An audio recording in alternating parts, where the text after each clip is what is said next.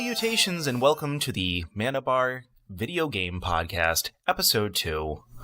I'm joined here with Matt Samarco. Hey, how you doing? And Dan Party. How are you? And I'm Andy Rhodes. How are we all doing? Pretty good. Doing well. All right. So, first on the list, today's topics. We're going to be talking about some sales numbers. Some very nerdy, very awesome sales numbers. I love numbers. That I handpicked myself. We're going to be talking about a little blue hedgehog who has a movie trailer out. I'm using the term movie loosely. We're going to talk about Epic Games versus Steam. There's a rivalry going on. It's getting heated.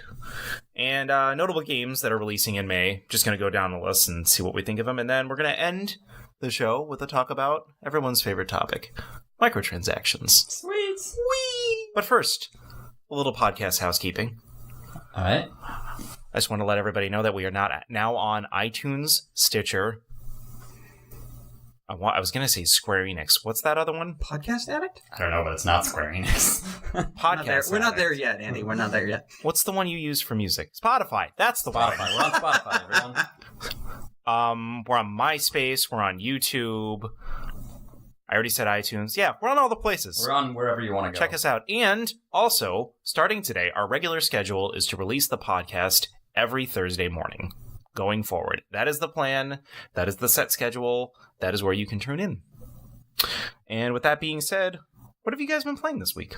Matt, I'll leave it to you. I've been playing a lot of Days Gone. It just came out last week. It's actually pretty fun. So the reviews have been kind of mixed on this game, and I kind of went into it not really knowing what to expect, and I kind of purposely didn't watch any videos or anything, but it was a big open world game, so I said, hey, I'll give it a shot. And for the first, 5 to 10 hours, I did not like this game for a lot of reasons.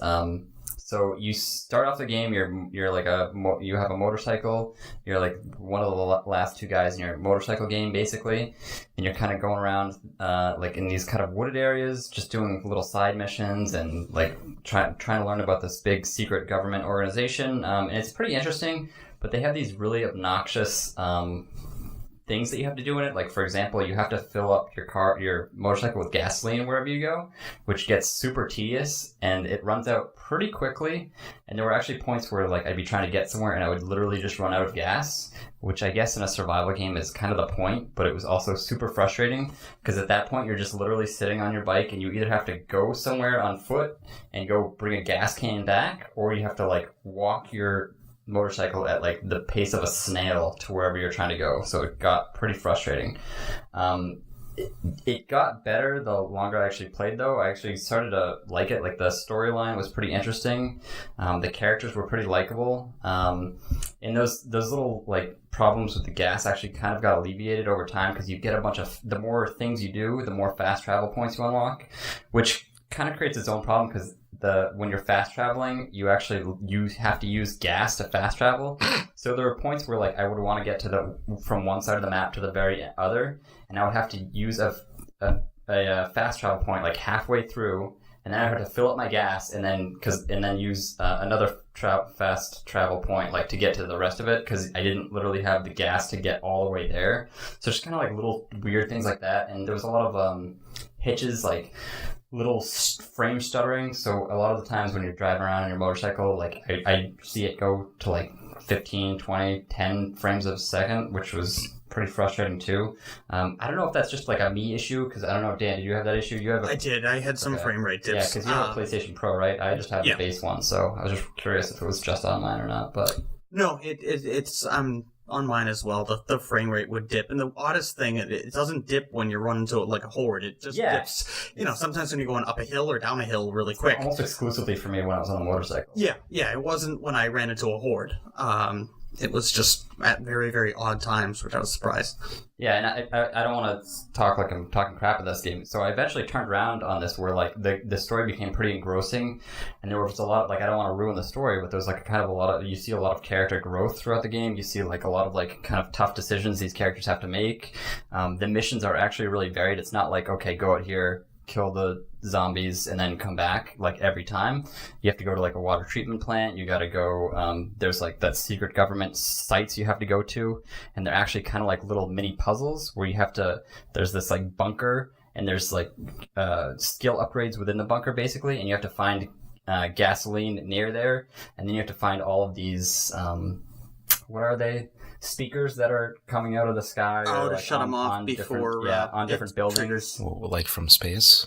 No, they'll be like audio speakers. Yeah, audio speakers on like a giant. If you don't cut them off, zombies will horde because it turns on and it makes like squeak noises. So you got to make sure you find them all, but sometimes you won't find them all, and then when you turn on the generator to open the doors, the speakers will turn on and like a giant horde of zombies will come. So it's kind of like a little fun mini puzzle while you're just playing too. Sounds very like Left 4 Dead. That's yeah, it's a nice like break of pace of like what the regular game is. But yeah, I'm having a lot of fun with it. How's it going for you, Dan? I am really enjoying. I don't know how far I am compared to you. I feel like I'm a little bit behind because, unfortunately, I feel like I'm getting a little bit of like repetitive mission structure. At one point, I legit did all of the missions and I had nothing in my story bar, they call it. Yeah, that happened to me a couple times. Yeah, and I had to legit drive, and I was like, all right, there's nothing to do. I guess I'm going to drive around to like. They call them Nero Sites. That's like the government, like what's it called, military. Big bad government. Yeah, essentially like umbrella type of thing. Yeah. So you drive around to the Nero Sites and get the what is it? That you can either you get a special item that either boosts your stamina, your health, or your focus. Your focus is like Grand Theft Auto. Yeah, like bullet time from like Grand Theft Auto 5. I have noticed that it seems like they've tried to take like the all-star parts of I shouldn't say the all-star parts, but small little things from each game. I noticed in Horizon Zero Dawn had that fast travel where you couldn't just fast travel without paying some sort of item. That one, I think it was food or something like that. This one requires just gas. And yes, I have run into that issue too with gas where once you get to one end, it also doesn't help that one camp is on one far end of the map and another camp is on another side. Yeah. So if you get all the way to the left and you do a mission and then they're like, oh, hey, Copeland over here on the right wants you to do his mission, you're going to drive all the way back just to get the mission. Forth a lot too. It's not like you're just going to do one area and move on to the next. You have to kind of go back and forth a lot. Exactly. It makes it a little bit more tedious, but... Exactly. To break it up, so I've been, again, trying to go to the Nero Sites, any type of fast travel thing, just to make it that much easier. Plus, like I said, you're always looking for gas cans for the first 10 hours, because usually you touch the pedal and 5% of your gas gone, which is unfortunate. Now that I've gotten a bigger gas tank, it's not as bad. But I don't know, have you run into a horde yet?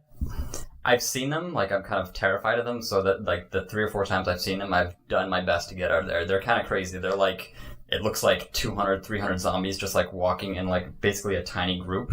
Yeah, it's terrifying. Yeah, I got one down. A whole horde or a zombie? One horde. Jeez. One horde. That was intense. And the funny thing is, I kind of was scoping them out for about 15 minutes, kind of just seeing their whole pattern, which was kind of neat. And then at one point, a few of them saw me, and I go, okay, well, it's now or never.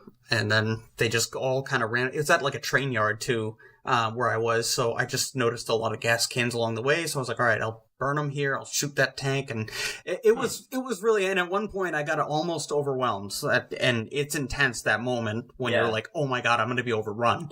So that was a really unique thing I loved about this game. So if you haven't, been out to seek a horde, go for it at some point. As long as you have an assault rifle and you have the upgraded, what is it called? Not the magazine, but one of the abilities is you have the upgraded ammo pack so you can hold more ammo. Yeah. That's when you can do it. Yeah, it's pretty interesting because they actually, they only come out at night, but if you find them during the day, they'll actually be, in these caves, and you'll just see them all huddling there. So I think that's probably, a good chance to throw a bunch of grenades in there and try to get them all at once. That sounds so creepy, though. Yeah, it was super creepy because you just, you see it. And sometimes there'll be a Nero, a boost to your stats in there. So you'll go and you'll see it on your map and you'll walk over to it and you'll just see 200 guys just sitting there. And you could probably try to attack them. But every time it happens to me, I'm just terrified. So I just back away slowly. I don't want any part of this.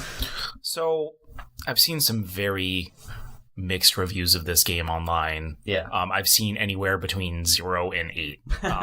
No one's given it a straight out 9 or a 10 from what I've seen. I'm sure a few people have. Is this pretty much kind of a 6.5 to 7 out of 10 type game? Yeah, I would say maybe even better than that. Really good game with some flaws. I think the problem is it leaves a bad first impression. It does a horrible job of onboarding you. You can, with the gas that we already went over, that problem gets alleviated because you actually get upgrades to your gas tank too, so it gets a little bit easier that way. And also, like, there's kind of interesting things in this game. Like, you can craft weapons, so you can get like a baseball bat, and you can actually put like spikes on it, or you can put like blades on it, like razors. It's pretty interesting, but they don't explain that to you at all. So I didn't even know you could craft these weapons till like 10, 15 hours in, and then once you start crafting them, you're like, oh wow, this does a lot more damage, it's a lot more fun to use, it's a lot more durable. It's just like a lot of things like that where like I'm kind of really excited about maybe a sequel to this game, because there's so many little dumb things that you're like, why did you do this? If you just fixed this would be such a better experience in this respect. So I would say it's a pretty good game. I mean, the combat wasn't the greatest, like the shooting, but you know, with the story, just the exploration, how cool it is to ride around on a motorcycle and everything like that, and the zombies are kind of fun too. So yeah. From what I saw watching you play, it reminded me a lot of The Last of Us. Not just in the fact that it's a zombie game, but it's a game where the game mechanics might not be the greatest in the world, or they might be very basic, but it seems that it's a very story-driven game with great characterizations that it's might be worth it just to see the point A to point B story. And on a side note, why are companies so insecure about using the term zombie? I'm so sick of every time there's a video game that comes out, they have to use a different term. They're not zombies, they're freakers. There's freakers in this game. Resident Evil did this too, where like they're like, these aren't zombies, we promise these aren't zombies, and they're like, they're 100% zombies. What are you talking about? Plagas. Yes, exactly. Now, did Resident Evil call them infected, like even from the get-go, like in the late 90s, like originally? They were zombies for the first 3 games, and then I think at 4 they were like, these are not zombies, this is the new infected. Resident Evil, and it's like, okay. Yeah. It's just another zombies in game. Well, okay. While you two have been playing the new hotness game, I decided to go to the bargain bin and get a $20 oldie from, when did it release? Earlier in 2018? Yeah, November. Yeah. I believe it came up. Oh, that's actually... No, 2018. Or Odyssey? Yeah. Assassin's Creed Odyssey released this past November? Yeah. Oh, I bought it for $20. Yeah, it was cheap. I'm enjoying it. I'm enjoying the game. It is a good game. I have yet to discover whether or not it's a good Assassin's Creed game. And I say that simply because it seems to have, so far, I'm not far enough in to judge it too harshly, but it seems to have lost a lot of the fundamentals and more or less feeling that the old Assassin's Creed games gave me. I haven't been playing this and think like, oh, like this makes me feel like I'm playing Assassin's Creed 2 or Brotherhood or one of the other shitty sequels after that again. It just makes me feel like I'm playing an Ubisoft game. But that being said, I'm still enjoying it. I'm enjoying the new mechanics. I'm enjoying, graphically it's beautiful. It's still got that general Ubisoft charm to it where, it's not perfectly graphical. You can see some shaking in the people and in the wildlife and like little glitchy things here and there, but I feel like that adds a lot of charm to the game. I'm really interested. I ended up going with the female main character based on what you two have told me, and Dan said it was the better voice actor. So how far are you into the game?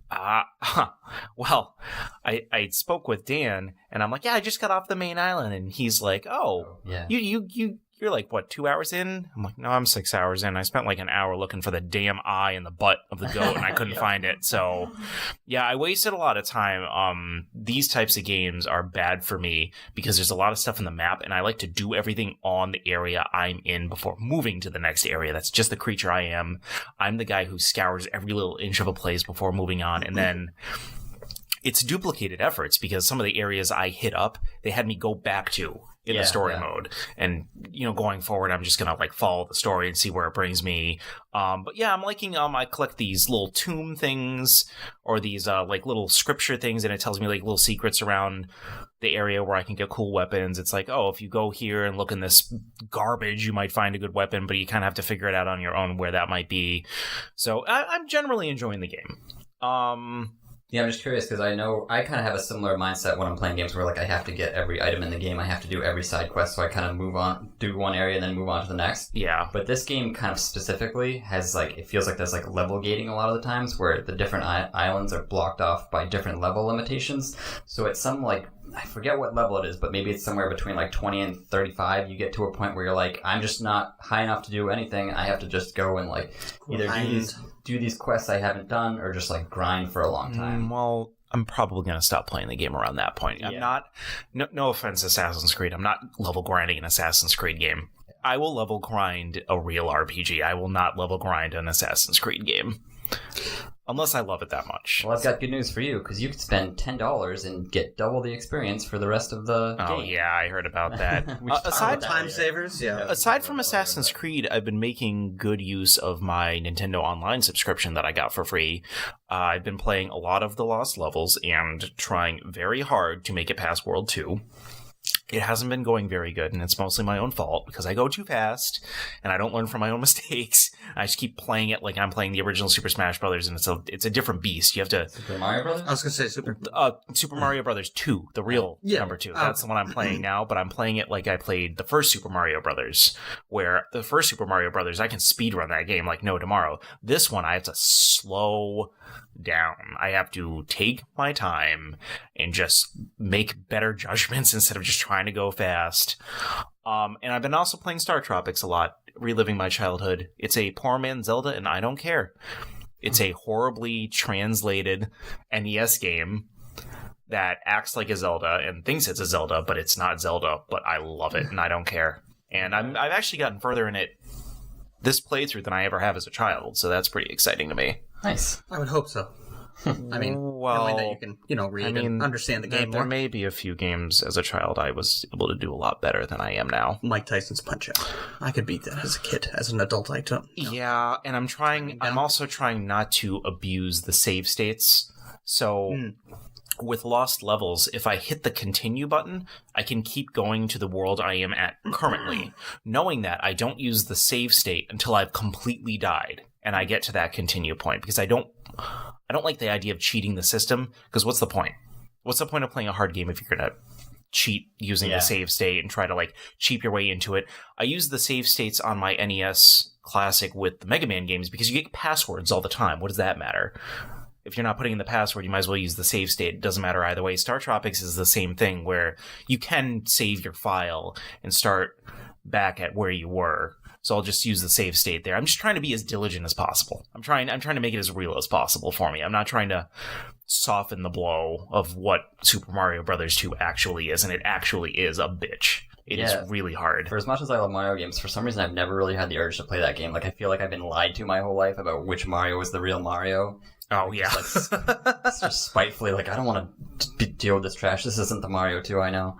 Yeah. Speaking of which one we consider Mario Bros. 2 or not, by that I mean, speaking of numbers, we have some awesome sales numbers that just came out. Did you like that segue? That wasn't bad. I like that segue. That was a bad segue, but we'll move on to the next subject. All right. Numbers! Yeah, a lot of numbers were released this week on the PS4, the PS3, and the Switch, and unfortunately not the Xbox, because Microsoft absolutely refuses to release sales numbers anymore. But nonetheless, oh yeah, they're fine. They got the digital thing coming out. They're doing great. Hey, State of Decay and Crackdown 3 did great in the ratings. Oh my god, Crackdown 3 was so bad. I will admit, it is not bad. It is if you get in the bargain bin for $40. I love the bargain bin. Yeah, I know. That's my area. It's like oh god, what's the goofy Grand Theft Auto game? Driver? No. Agents of Mayhem.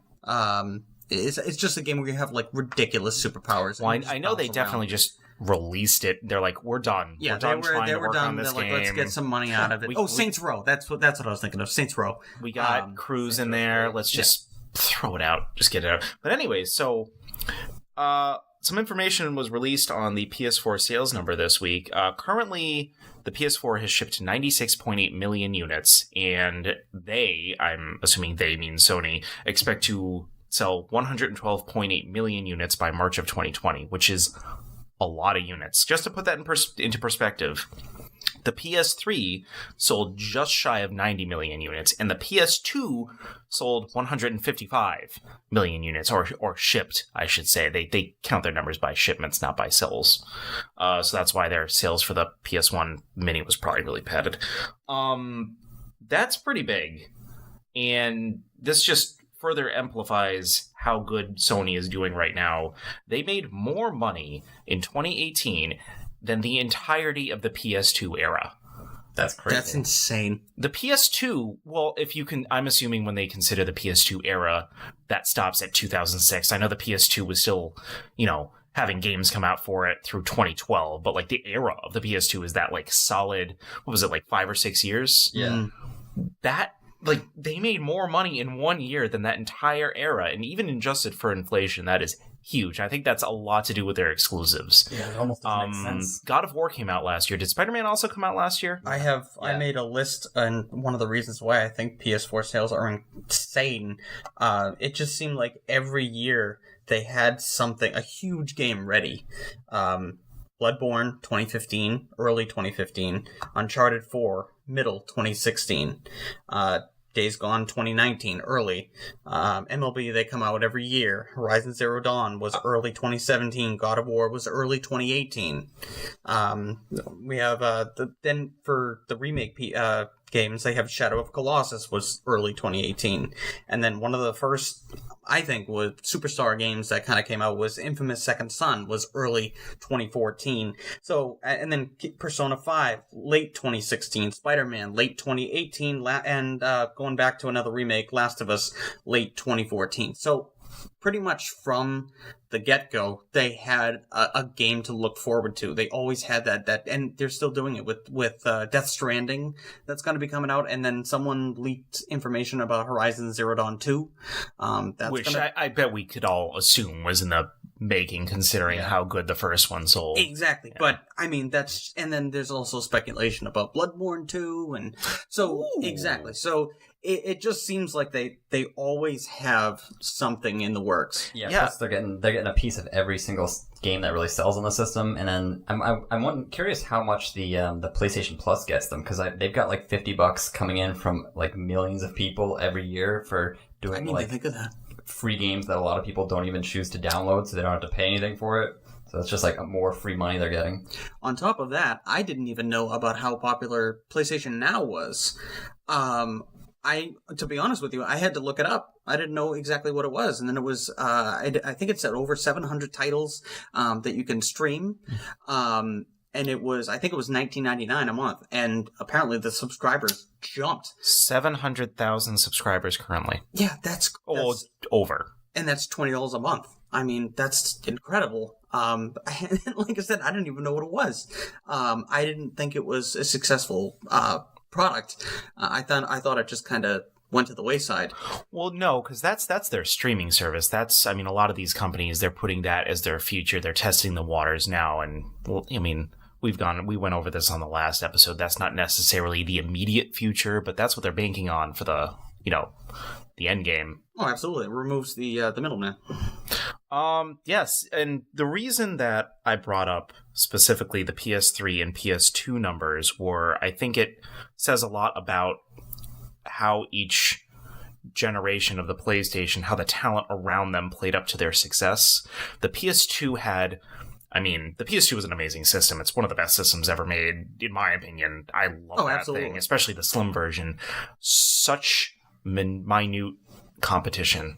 They had the Dreamcast, which failed, like almost limping out of the gate. The GameCube, which never garnered the units sold that it might have deserved. I love the GameCube, but like didn't get those AAA games either. I think it only sold like 29 million units, maybe upwards of 30. I know the Switch has already passed it. And then not to mention the Xbox was just starting and didn't have the fan base it has now. So the PS2 was able to thrive in that, era of gaming. And I think it's similar to the PS4. Look at what happened with the Wii U this generation, which the Wii U and the Switch are both part of the same generation. And the Wii U, obviously, it only sold like 13 million units, just over. Not to mention Xbone, or Xbox One, really dug themselves into a ditch at the beginning. So that allowed the PS4 to make the strides it made now. I would not be surprised if it has the lifespan that the PS2 had. Maybe not 155 million units. That's a little much, especially with how good the Switch is doing right now. But like similarly, living out way past its expected lifespan. One thing I'm actually curious about is if they're estimating, what was it, that 150? million? No. The PS2 had 155 million. Right, They're expecting 120. 112.8 by next March. See, I'm actually surprised that they're going for that, considering that they said they're already given specs about the PlayStation 5, and I feel like there's a bunch of people I've talked to, and they say, they're kind of, they don't really want to go out and buy that PlayStation 4 Pro. They don't want to get another PlayStation 4. They'll just wait it out for a lot of the game. Obviously, if one of our 3 PlayStation 4s broke, in a heartbeat, we'd go out and probably get another one. Would you, Matt? Yeah, I'd get another one. I don't know if I'd get a Pro or not. See, that's so. Even Matt, who's dug pretty deep into this. But a unit's a unit. Puzzle. They're kind of lumping them all together. That's true. Yeah. That is true. But if it doesn't break, I don't plan to get another one for the remainder of... Well, I mean, we would have no reason to. Exactly, but if I had a PS4, like, Matt, you have a current PS4, there's no way, considering launch the PS5... Day. Oh, yeah, launch day PS5, but considering that there's that backwards compatibility angle with it right now, that's pretty much confirmed at this point. I'm pretty sure that was in the article. Yeah. With PlayStation 4 at the least. At the least, which is fine. That's no, that's awesome. I'll take that. If I don't get anything else, that's fine. But like, I would never, if I was in your position, Matt, I would never go out and buy a Pro if I know the PS5 is on its way with the backwards compatibility. There'd be no point. Yeah, there's no point. I'm going to be able to play it in a year, and I'll be able to play all the PS4 games. So really, just save the money and just put it towards a PS5. Yeah. They made $8.26 billion. That's just in 2018. Wasn't that like the most out of any other department that they had? I think it was 34%. I think I saw. Yeah. That is amazing. And that was again a huge effort by their game sales too, because they had 2 like smash hit exclusives in 2018. Spider-Man, I'm still looking forward to playing. God of War, I played through some of it. Moving on to the Nintendo Switch, which also has some interesting numbers come out. It was the best-selling platform of Q1 of 2019, which if you don't know what Q1 is, it's January through March. It was the best-selling system. It has surpassed the Wii U, GameCube, and N64 in sales, which I think, considering it's only been out for just over 2 years, that's a huge accomplishment. There's been about 35 million units sold, and I only think it's going to get better from here. We talked a little bit about it. They're supposedly releasing a Switch Mini this year and a Switch quote-unquote Pro. That's what we're all calling it next year. Pokemon, I don't care. I currently look at the new Pokemon game coming out as a letdown because I was expecting something more, even though we just got a teaser trailer. Pokemon sells units. Of course. Every 3DS iteration that's come out has got a bump when a Pokemon game comes out. I think... Yeah, it's going to be super popular. Oh, yeah. And I think they're going to package Pokemon coming out with the Switch Mini also coming out, but I think they're also planning on hitting up that VR spec as well. So Nintendo just had that Labo VR thing come out. Breath of the Wild and Odyssey were attached to it some respects, and I heard it wasn't that great. But I think that the Switch Mini is going to be their gateway into a kind of better VR adaptation because it's smaller. I think it'll work. I think that was their plan. I think that's their plan going forward, personally. So I think the sales numbers for 2019 for them are going to be just as huge as 2018. Yeah, I think so too. I mean, they had a gangbuster first year with Zelda and Mario, and then I feel like last year was a little bit of a lull. They didn't really have a lot. I mean, there was some fun stuff on there, but now with this year, they're going to have, Luigi's Mansion 3, possibly, Pokemon, like you already said, Animal Crossing. So there's like a bunch of big hitters that are going to sell consoles and get more people into the system. So... Yeah, and all 3 of us already have one. I mean, I was even surprised because I feel like that Yoshi game came out, the Yoshi Story one for the Switch came out. Crafted World? Yeah, and it came out, to me, it came out really quietly. I didn't hear much about it. Yeah. It sold really well. Well, that's the funny thing. I looked at the top of the charts, and it was up there. And I was like, wow, that's incredible. And of course, what's still up there is Breath of the Wild. Still. It's... I'm pretty sure they said something about the numbers for the first few months were more than 1-to-1. Oh, so yeah, with selling a copy. Yeah. Well, then again, that also probably helped because of the Wii U. Well, what happened was that was Switch units were more than 1-to-1 alone, and that's because a lot of people couldn't get their hands on a Switch, but were able to buy the Zelda game. Wow, that's just. I mean, that speaks volumes of that game. Yeah. Yeah, there's a few notable titles for Switch that are coming out this year that I a couple that I plan on getting 100% and a couple that I'm pretty much on the fence about. But I mean, there's just so many titles that they're bringing to the system that are remastered or even ports, and I don't really care. Like, I'll get, Dark Souls again because I can play it on the plane or on the go. That's amazing. Yeah, it's like and it's a trap, and I know it's a trap, and I'm falling in every time. Oh, I know. I've had to hold off from getting a few games on the Switch recently. Dragon's Dogma already came out for the PlayStation. Well, originally came out for the PlayStation 3, and then they came out with the DLC version, and I bought that. And then they got the PlayStation 4 version, which was HD and DLC. Bought that, so I was like, all right, I need to cool my jets here and not get the one on the Switch. And then Final Fantasy X and X-2 came out. Yeah, but then the Final Fantasies came out. Everything except 8. And the other thing I was trying to hold off on is I didn't like the fact, and I think they're starting to do this with some games, is they'll do like they did it with Resident Evil Revelations. They did the first Resident Evil Revelations on the actual cartridge, but then the second one was download only, and they did that with Final Fantasy. That's obnoxious. Exactly. So they did that. They did it with Final Fantasy X too. So I was like, all right, they did it with the lesser one. But for a lot of games, especially the compilations, they're doing part of it on the cartridge and part of it not. So it's like, and you know me with my physical. Yeah, that particularly is annoying for the Switch because they've done that on the like PS4 before, but with the Switch, the hard drive is so small that you really don't have room to put more than just a couple of games on there unless you want to buy an extra memory card. Oh yeah, and especially if you get a game like LA Noire, I saw is on the Switch, and it says right at the beginning it requires huge download. Yeah. So it's like, oh great, I can play one game and it'll cover up my entire memory card. The real issue there is the amount of money it costs for the developers and the publishers to actually put games on the cartridges, because the cartridges are more expensive than discs are a dime a dozen. Even the Blu-ray discs now are very minuscule compared to the cartridges, plus shipping, plus the retail fees. It adds up. So I understand from their perspective why they're doing it. It just sucks because the Switch's internal memory blows. Well, the thing is, I don't mind paying that extra few bucks when the game comes out at the same time. My problem is Dragon's Dogma has been out for years, and now it just came out, and it's like, they would have got me if this came out with, competing with the PlayStation 4 version.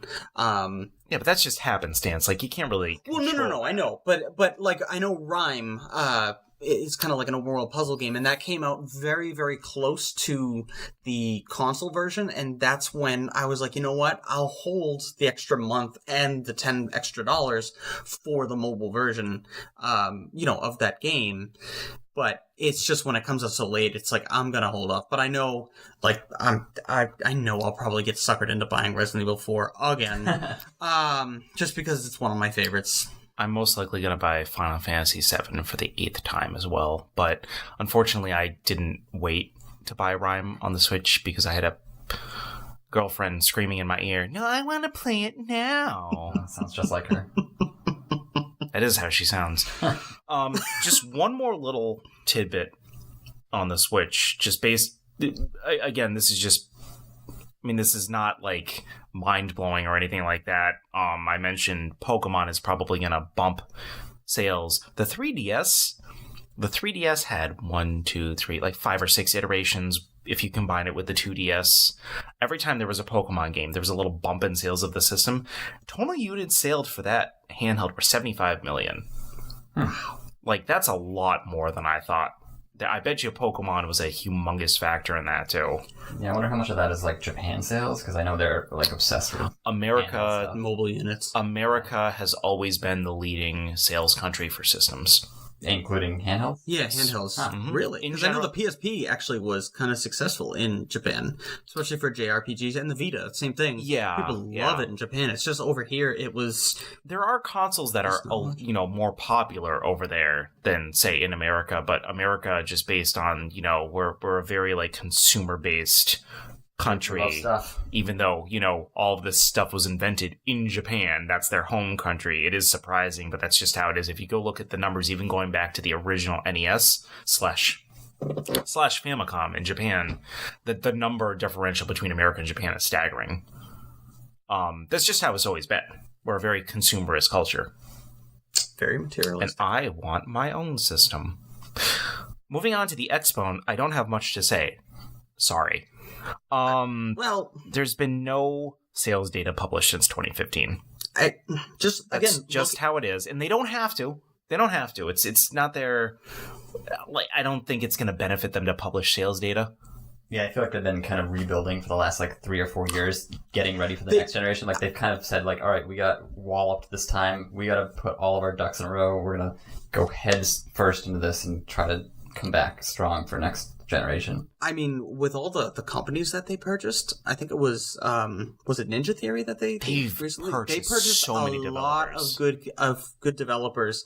So, and especially I know they were lacking in the JRPG realm, and they were trying to get into. Well, I know that there was a lot of jokes I remember on the internet about with the day that Xbox One came out, there was no line for it compared to the PlayStation 4 release in Japan.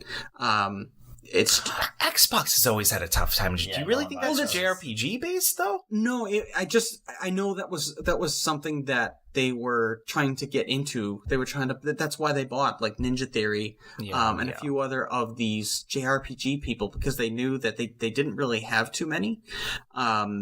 So, hey, I mean, just, again, looking at that list from the PlayStation, they hit action RPGs with Bloodborne. They hit adventure games with Uncharted. They hit sports games with MLB. Which, by the way, MLB was one of the top-selling games. Yes, I saw it was number 3. Yeah. So I thought it was number... Is that a PlayStation exclusive? Yes, it is. It is. That's so surprising. they used to be in direct competition with 2K with the baseball game, but I guess it just fell off because... The MLB The Show is just basically a baseball sim. It's realistic to the T, compared to 2K, which was always a little bit cartoony.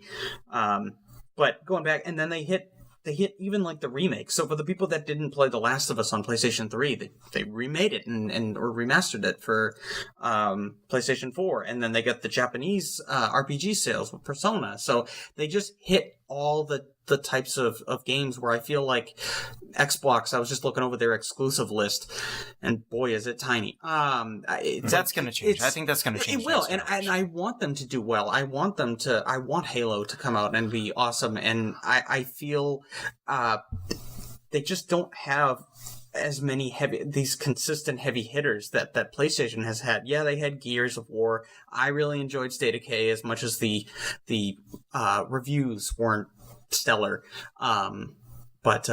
Yeah, go ahead. Matt, you and I were talking about this recently, how we're kind of scared if the Xbox is good next generation, because that means that we have to buy basically 2 systems. Yeah, they made it so easy this time around. I was like, all right, I'm going to buy a PS4, and Xbox One still has no games that are exclusive that I want to play. It's I don't have to spend any money on that. But now that I technically probably could buy both of the systems, if they have 3 or 4 game busters that first year, I'm going to be pretty tempted to get in on that too. I'm not going to sit here and say the backwards compatibility doesn't allure me. It's just that I haven't looked at my Xbox 360 collection recently and been I really need to play that game again. Except Dead Space. Dead Space I really want to play again. And Red Dead. The enhanced... I'm past it now. Oh, God. For reasons that I'm sure will come up on a future podcast, I'm much past that point in my life. So much. We'll get to that. One more key bit of information, just if anybody was curious. This comes from the video game industry analyst Daniel Ahmad, estimated that approximately 41 million units have been sold for the Xbone since total. That actually seems like a lot. I mean, it is. I mean, GameCube said sold 30-something. It's less than half of the PS4, though. But didn't you say the GameCube sold 30-something? GameCube was still a really good system. Yeah, that's true. But I think developers had a hard time making the games for it, though. Yeah. Resident Evil 4 was actually a bump for those sales, too. Yeah, exactly. And still, it didn't really crack. I'm just saying comparatively, there could have been a more even split. If you take the PS4 sales and add that to the Xbone sales, you could have had a 65 million split between the two, or even people buying both if they were good enough. I mean, if there was more exclusives for the Xbone, I might get... If I thought Halo was good enough still, I might get one. Yeah, I'm not sure I even know anyone that just owns an Xbox. Most of the people I know... Really? Oh, yeah, I do. Most of them I know it's a PS4, and then some people have both. Well, the numbers don't lie. Yeah. I will agree with that. I just feel based like, on this. well, I shouldn't even say I feel like it's obvious that some people that got the Xbox and then saw like, crap, we don't have many games that are coming out, besides like Forza or, the racing game, that they went out and bought a PlayStation, but the people that bought a PlayStation didn't go out and buy the Xbox. Oh, yeah. This time around. Whereas, again, same thing happened last time where the Xbox 360 ruled the world, and then PlayStation 3 slowly came back. But PS3 caught up. It did. And obviously Xbone has not, and I think they know that, and I think they're fixing it. Someone else who is not having a good time lately. By not having a good time, I mean he's been kind of down since 2001. Sonic the Hedgehog. Gotta go fast. Because, I'm going as fast as I can far away from the movie theater the day this movie comes out in theaters. So Sonic the Hedgehog released a new trailer for their movie. Admittedly a teaser trailer, which... That was a teaser? That was a teaser trailer. You got nothing of the story, nothing of the plot. It was just to show you this is kind of what we're heading towards. Although the movie's coming out decently soon. They released a new trailer. It was the butt of all internet jokes, yesterday. The entirety of yesterday, everywhere on the internet. That's all I saw. The movie stars Jim Carrey, James Marsden, and Ben Schwartz as the voice of Sonic, which, if you don't know who that is, I know him best from the current reboot of DuckTales. He's the voice of, I believe he's the voice of Dewey. I'm the only one here who knows that, because I'm the only one who still watches cartoons, and I am not afraid to admit that. The movie comes out November 8th. But come on, don't when you see Sonic, don't you think Gangster's Paradise in your head? Obviously. Nailed it. All right, so here's the thing. How did that happen? I'm going to... They didn't stop playing it. It was the whole trailer. It was like, okay, there's this funny reveal of this song, and they just kept playing it throughout the whole trailer for God knows what reason. Where most trailers, it would probably just be for 5 seconds. Yeah. They would switch to a respectable song or something like that. So here, I'm going to give you 2 parts to my reaction to this. One is going to be my initial and gut-wrenching reaction, and then the next I'm going to try my best to play devil's advocate for this movie. It looks horrible. It looks like a dumpster fire. Sonic looks gross. None of the jokes landed. There were a couple. The Jim Carrey stuff was, Jim Carrey, I love him. I'm never going to not love Jim Carrey. He was being Jim Carrey. And there was a couple of jokes there was that joke at the end where Sonic was trapped in the bag. And he's like, you have a child? And that was funny. Everything else sucked. It looks like a bad movie. Now, flip it the other way. It's a teaser trailer. Anything can change between now and November. I will fully admit that. And I have, in the past, seen really, really, really bad trailers to really, really, really good movies. And this isn't a movie podcast. I'm going to save this for the Film Editors podcast. I mean, but teaser trailers aren't 2 minutes long, though. That was a full trailer. Well, so it was a teaser trailer in the essence that we got 0 degrees of the plot. We know that Sonic is in our world. He shouldn't be. Dr. Robotnik's trying to get rid of him. But Sonic mentioned saving the world. We don't know exactly what he's saving the world from. But I understand. Probably this movie. So my thing is, I'm giving them the benefit of the doubt because I'm a nice guy that possibly, there's nothing that they can do about the look of Sonic. If you don't change the look of Sonic, I'm going to think that's a piece of shit no matter what. But you can at least get me a little more interested in the movie. And I doubt I'll go see it, but at least you can, I have to see it. I have to know what happened. I have to be a part of this. How fast are you going to the movie theater? I will go opening weekend. I gotta know. I gotta report to the people. I have to see what is this 2 hours of my life worth. Now, to preface this, you were a Sega kid growing up, too. I was a Sega kid growing up. My question is, who is this for? I loved Sega, I loved Sonic. It was one of my favorite games growing up. Sonic 2 was, top 10 games of all time for me. But it looks like it's, geared towards, children? Ooh! No. Gangster's Paradise does not play on a trailer, and it's geared towards children. Yeah, it's geared towards, 12-year-olds that like Fortnite, Okay, yeah. Nailed it. But those kids didn't play Sonic growing up, so they have, no, attachment of that, or, love of Sonic like someone like me does. Whereas, Detective Pikachu, which is coming out next week, actually looks like it could be good for like adults that were like, oh, I grew up on Pokemon. That actually looks pretty interesting. It has funny characters. Ryan Reynolds, it looks pretty good. And then kids, I'm sure, would enjoy it too. It appeals to them. But this movie, it looks like it's just missing on both points, like to 100%. Which is why I have to see it on opening weekend. You just want to see the train wreck. I want to see the train wreck. I almost did that when Fanforstic came out, or it's the Fantastic Four movie from 2015, and that thing was a real train wreck, and I almost paid the money to go. I wanted to see the burning train. Dan, what were your thoughts of this Sonic trailer? Are you a huge Sonic fan? I did enjoy Sonic as a kid. It was not really my cup of tea. Killing Sonic. You have Sonic Mania, though. That's true. They finally did release the best Sonic game since like Sonic and it's on the Switch. So Sonic Mania is great. It is great. So Sorry, I haven't even tried that, but I've been very interested considering it's pretty cheap. But if that is a teaser trailer, I've usually never been turned away from teaser trailers. There's been a lot of movies once the real trailer releases, I get interested in it. Like there was like a horror movie recently, La Llorona, and the teaser trailer initially got me very excited, and then I saw the full trailer, and I was like, okay, I know what I'm going in for, and now I don't. Now I'm gonna back away. Sorry, I don't mean to like sigh like I'm some sort of movie snob, but I'm a bit of a movie snob.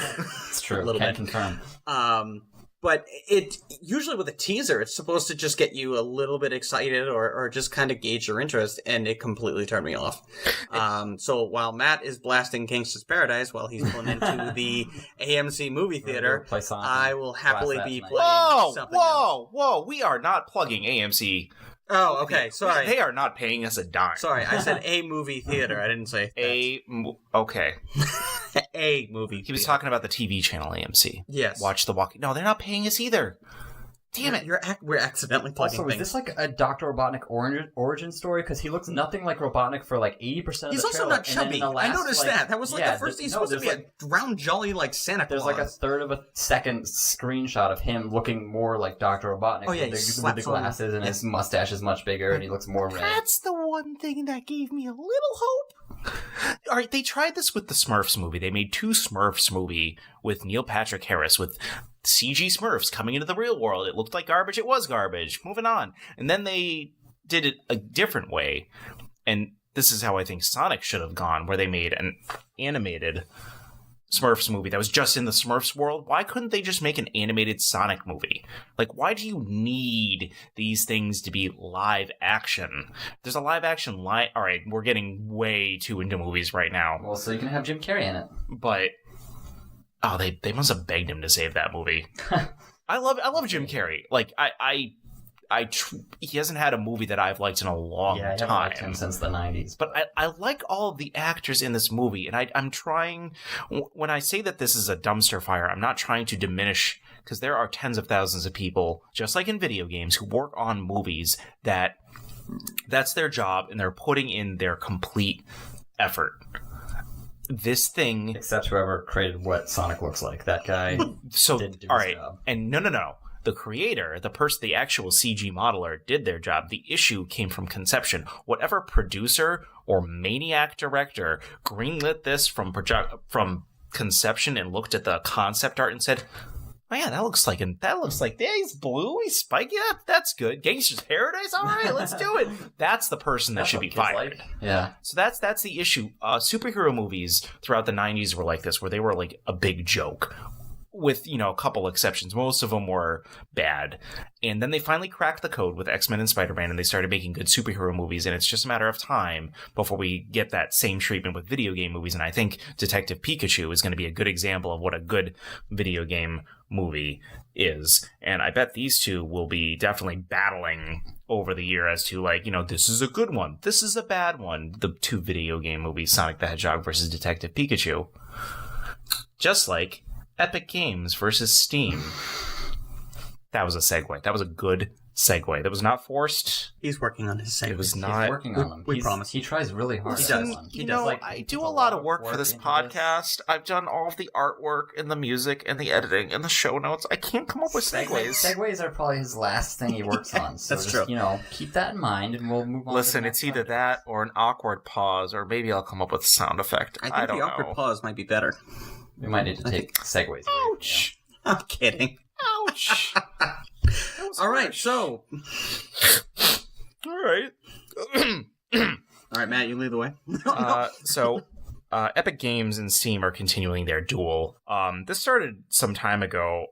This garnered a lot of media attention when Metro Exodus was, had the delayed opening. That's not the right term. What is it? Timed release. Timed exclusives. It had a timed exclusive on Epic Games, and a few other games have piled up on that, and a lot of big title games too. was that. Not just like Borderlands small. 3? Yeah, Oh Borderlands no, 3 it's been being- AAA. Yeah. And here's the thing. I feel for PC fans who primarily play on Steam, because here, if I was told, hey, this game that you really love and are really looking forward to on this date is suddenly pushed back 3 months just because this other company, they're evil, they're taking your game away, it's a time exclusive, I would be pretty upset too. But here's the thing. I'm pro what they're doing. Me too. Steam has had no competition. Origins is not competition for Steam. Yeah. They've had no competition, and someone is finally telling them, this is the level we're playing at. You should play at this level. Recently, Tom Sweeney, who owns Epic Games? Tim Sweeney. This is the second podcast in a row I haven't pronounced a name right. What was it, Tom Carney last week? Oh, Mark sorry. Carney. Oh, God. Wow. I'll get there. The Segues and last names. names are fine. He vowed to stop granting exclusivity to games if Steam adopts Epic Games' model of the 12% revenue split with their developers, while Steam, I guess, has had a 30 to 35% split with their developers. And I think this ranges from everybody from small to big developers. I don't think there's really There's no cutoff for differentiation. The only difference between, there was the 30 and 35% depending on what type of How many engine you were sales? using. I saw that, yeah. If you use an Unity Epic game, or- if you use like the Epic engine, they'll Unreal. you won't be charged if you just place it on the Epic store. Yeah. And I'm all for it. I was actually trying to find out what the revenue split was for Switch, Xbox, and PlayStation.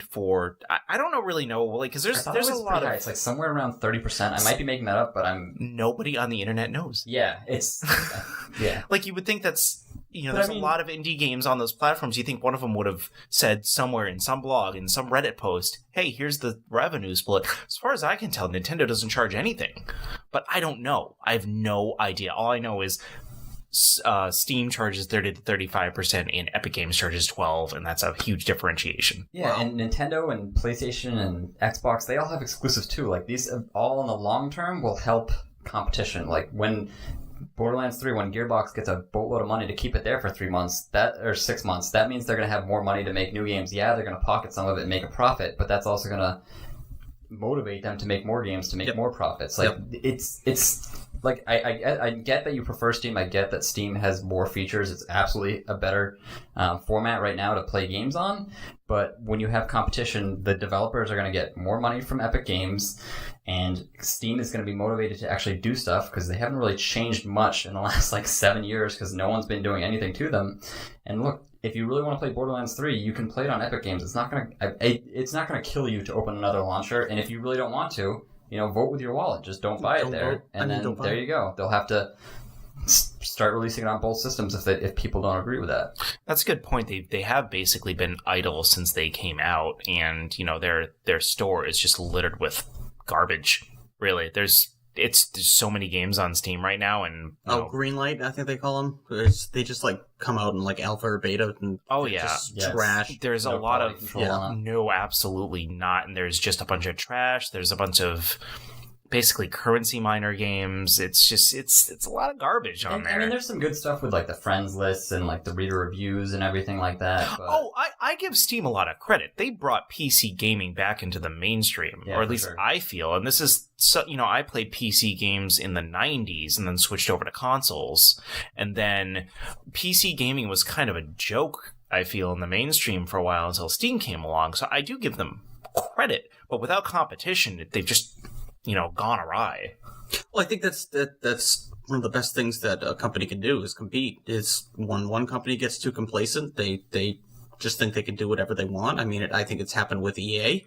I thought they thought they probably had free reign on Star Wars, and hey, we can do whatever we want with it. Yeah, and then people called them out, and look what's happened. The new Star Wars game that they announced is single player. There's no microtransactions, so people, when they vote for their wallet, they can make change. And I think this is a good thing for Epic Games, and obviously competition breeds the best of everyone. So yeah, personally, I think it's going to be a great thing for Epic Games to fight Steam and go back and forth, and then hopefully it'll lower the prices for, like I said, for developers to use, whether they want to use Steam or they want to use Origins. Just kidding. Or they want to use Gearbox. So the more the merrier. It's too bad that Disney isn't taking the same model and trying to promote competition with their Star Wars license. They've basically said, no, EA's doing fine. We don't want to do it. Because, they had LucasArts was doing the games up until Disney bought them, and then, it kind of folded after that point, and they're pretty much okay with giving the license to EA.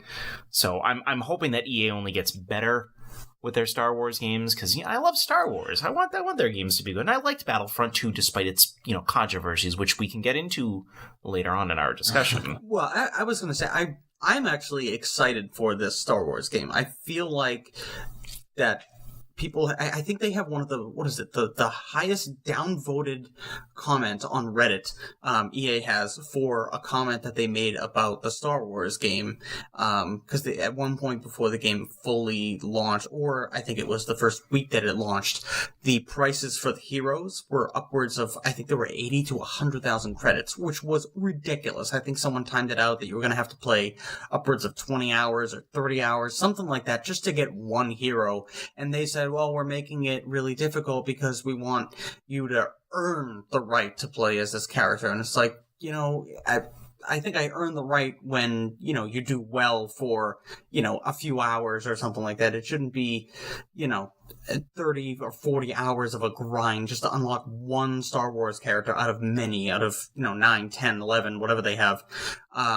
So the fact that I think that they listen to the fans, and again, their advertising campaign is no microtransactions. They've gone from hey, we have multiplayer and we have all these other things, to no microtransactions is like the main thing that they tweeted about. But before we get too deep into microtransactions, why don't we go over what's coming out in May? I think that's a good segue. Not much that I'm getting. Yeah, ouch. Hey. ID Software is coming out with basically a Doom open world game called Rage 2, and I think it looks fantastic. It is like Doom mixed with Mad Max. I am play the first one? I did. I love the boomstick, or whatever it was called. It's basically like a boomerang. You whack people with it, it comes right back. It looks really cool. I'm pretty sure the last time I bought a brand new game when it came out, I was severely disappointed, so I usually try to wait a little bit. Okay. Look at you, Red Dead Redemption 2. I know. But anyway, I think this, well, for me, I think this has a lot of stuff that I'm excited for. Well, again, let's find out. Let's go down the list. All right, let's do it. We have Life is Strange 2 Episode 3 coming out for all platforms. A Plague Tale Innocence coming out for all platforms. Rage 2 coming out for all platforms. Woo! Collector's Edition, or Deluxe Edition. Here's a surefire seller. Bubsy Paws of Fire coming out for PS4, Switch, and PC. Yikes. I wonder if that's going to be any good. I might want to buy it just to get a laugh. Really? Those Bubsy games sucked. Those were horrible games. I'm sorry. I liked those growing up. I'm sorry. Team Sonic Racing is coming out for all platforms. Demolishing Matt's childhood. Well, I'm demolishing my reputation by saying that. I didn't put out that Sonic When trailer. I was like 8. I liked him when I was like 8. Team Sonic Racing out for all platforms. Assassin's Creed 3 remastered / Libertation. Oh, edition. that's the Vita edition. Switch. Well, that's the Vita game, Assassin's Creed, that came out exclusively for the Vita. They made it also for the Switch. Yeah, but it's also Assassin's Creed 3 attached with remastered. Assassin's Creed It's 3. both games. Same engine, yep. Observation coming out for PS4 and PC. Resident Evil 1, 4, and 0 coming out for Switch. Why not?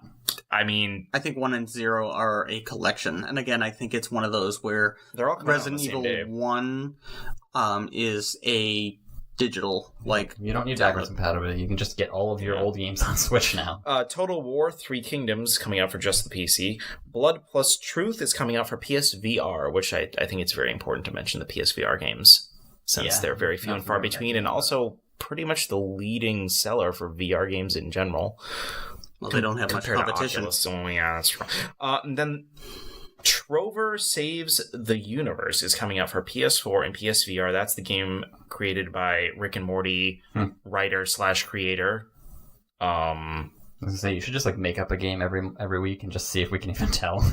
It's like half of these games I'm like, that sounds made up. That should every first of the month that'll be a new segment. I'm gonna make up a game and you guys have to decide which one It's fake. is made up. That means I'm gonna have to idiots. find some really weird games that are real and try to stick a fake one in What did I there. do with myself? Final Fantasy 11 and a half. Yeah, Justin Roiland made Trover Saves the Universe. I actually saw he was at PAX. I was really? face to face with him, but I didn't like. saw There the was a line to see him, so I didn't like really say anything. But the game seemed funny. I love Rick and Morty, so I may check that out. Is that VR or no? Yes, it's both regular I was and gonna say, I thought it was VR. They also have a Rick and Morty game that is strictly VR, but Yes, unfortunately it wasn't the game I was kind of looking for, so... was it reviewed well? It did alright. It's mainly just like a love letter to Rick and Morty people, but it's not... It's more of like an interact kind of game. It's not really like a side-scroller or like a mission objective. It's weird.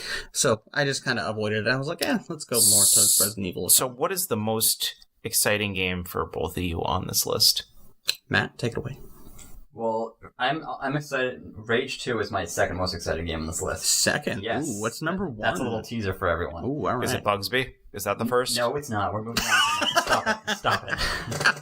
But yeah, I remember playing Rage, the first one, like when it came out, and I feel like it wasn't that popular, which is part of why this is surprising that they're like, hey, what is it, like 8 years later, we're just gonna make another one? But from what I remember playing it then, it was a lot of fun. The shooting was a lot of fun. Like all the running around on your like speeder bike thing was a lot of fun. So I'm looking forward to that. The game I'm most looking forward to is Sonic Team Racing, which is the best kart racing game that's come out since Crash Bandicoot Racing. I've actually heard that Crash Bandicoot Racing is the best racing game that's ever come out. I've heard from a lot of people. And I would I've say never actually played it. They're Crash all Team better Racing? than- Yeah. I think they're next. They're remastering it. Okay. Yeah. Yes, and that comes out. Is that on the list or Sonic? That's in 2 months. Sonic. Yes. Okay. That's in, like, a couple coming out months. soon But as well. Sonic is the HD. Sonic is like a surprisingly fun game. It has like a lot of characters. All the characters have different moves and abilities, and then it has these like kind of cool, beautiful tracks from all these different games that you've played as a childhood. I don't know if this one is going to be just Sonic or like more Sega characters. The ones they've had so far were really interesting because they had like all these Sega characters from all these past games. I think this one's more Sonic oriented, which isn't as exciting. The additional Sega characters could probably be like DLC or something like that if you really want them. But yeah, I guess I just kind of want to see more of it because I love those games. I never played Sonic Team Racing, but I'm really did. assuming that I would enjoy it just as much as any of the other. Like, kart racing games in general are pretty good. At least the AAA ones are. Diddy Kong Racing? Diddy Kong Racing was so much fun! It was pretty good. But because it was owned by Rare, they were never able to make a sequel to it. Because Rare got bought up by Microsoft. Because there was a Diddy Kong Racing 2 in production when they got bought out. Can they make it on Xbox, or they're like Nintendo characters? Well, no, it's Nintendo characters. Oh, Although Nintendo? and Xbox are kind of flirting that's with some each rare other guys. now. That's true. So you never. Maybe that's the gateway. Maybe we're going to get a Diddy Kong Racing 2. Confirmed. I would love it. I would absolutely love it. So you're excited for Rage 2, though, Dan, aren't you? I am very excited for it.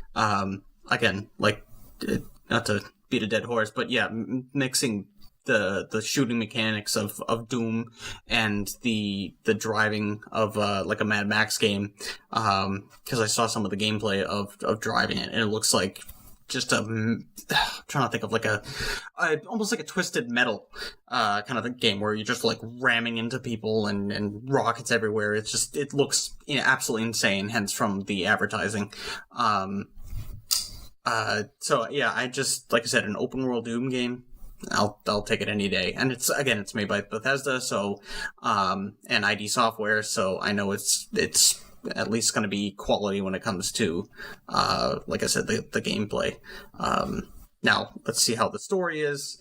That's another thing, but you can't get enough of good old first person shooters like Doom. Yeah, are you looking forward to any of these? There's 2 games on here I'm interested in. One of them is Resident Evil 4 for the Switch. I have purposely held off on buying Resident Evil 4 for any of the other thousands of incarnations it's had. The only version I've ever played was the original GameCube version. I thought you were going to say I've never played Resident Evil 4. I was going to freak out. Oh no, it's my second favorite Resident Evil game. Yeah. Behind number 1.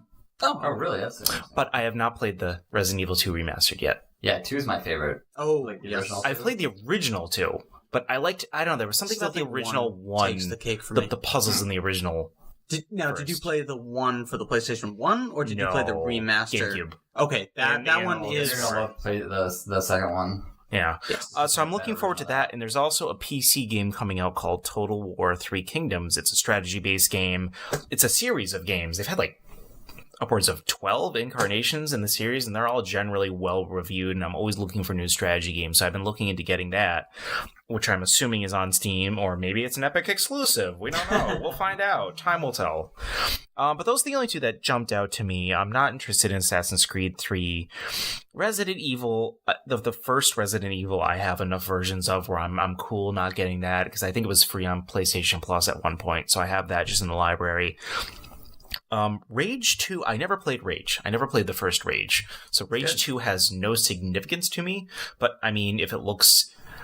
For me, I'm not like the both of you where I just buy all of these games right when they come out, unless it's Zelda. But if that's not true, there's a few titles I will buy day one. It's not just Zelda. Last of Us 2. Oh, Last of Us 2. Oh, I'll be first in line. That, Cyberpunk. But if a game looks good enough, I'll buy it day one. I'm not opposed to buying day one games. I just don't feel like I should pay $60 for a game that doesn't look like it's worth the $60. And Bethesda's not really on the top of my list of favorite developers lately, based on recent transgressions. So, well, the good news too is if you ever at some point find an Xbox One S that's pretty cheap and you're just looking for backwards compatible, at some point, I know you're shaking your head, but I am shaking my confirmation of shaking my head no, because I'm sure the next Xbox is going to be also backwards compatible with those things, and they're going to have better games. Well, it's the question of whether it'll be backwards compatible with the 360. I think so. Okay, all right. Well, the point I was getting to is that Rage 1 is backwards compatible for the Xbox One. I thought that was really cool. Is Rage 1 available for the 360? Yes. Why don't I just buy it for my 360 then? You can buy it on PC too, and it's not a game where I think you really need to play the first one. Like, there's a story, but it's really just shooting guys and having fun. And I want to add, the funny thing too is one of the trailers that they just released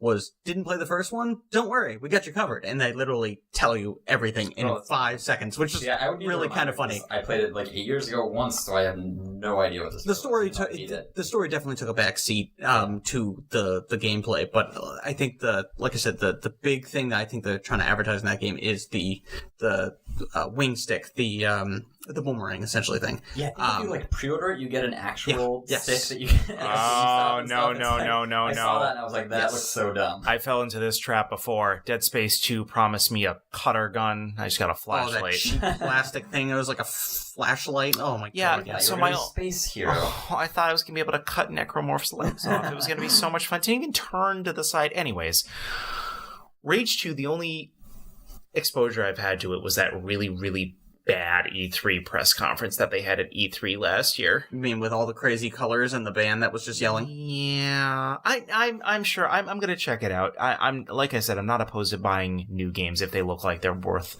the price. I'm just a huge, proponent of value. Oh, absolutely. We know you're the budget gamer. I am the budget gamer. You are the budget That's gamer. kind of the tagline of me I in the just description spent of stupid the podcast. See, Matt's the trophy hunter. Yeah, but at Dan's the least collector. At least Matt, gets his money back because he's going to sell Days Gone ?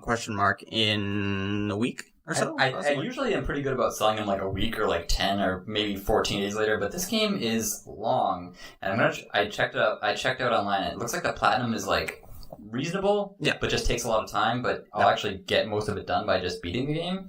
So I'm going to try to do that. And if that's the case, it could be like 3 or 4 weeks before I beat this thing. But wow, it was funny because I was playing it on Sunday and I was checking the time and I was like, oh, Matt still has it. He hasn't given it back to GameStop yet. With that deal that they did. Yeah, I tried to take advantage of that deal where like GameStop was doing that thing where you buy the game and if you return it within 48 hours, they give you full trade-in credit value. And I was like, all right, I'll try this. And part of me was like, you know what? I'm going to beat this system. I'm going to beat this game in 48 hours and I'm going to get all my money back and it's going to be the greatest thing ever. And then like 2 days into it, I was like, I don't want to return this. And it's actually a really fun game and I'm not even like a third done. So I guess I'll just keep it. I also didn't even realize that the main character from Days Gone is the main character in the Star Wars Force Unleashed 1 and 2. Yeah, it's the main character. Like he was just the same character model. Yeah, Deacon. He's actually the character from that you played in Force Unleashed. I didn't even know that.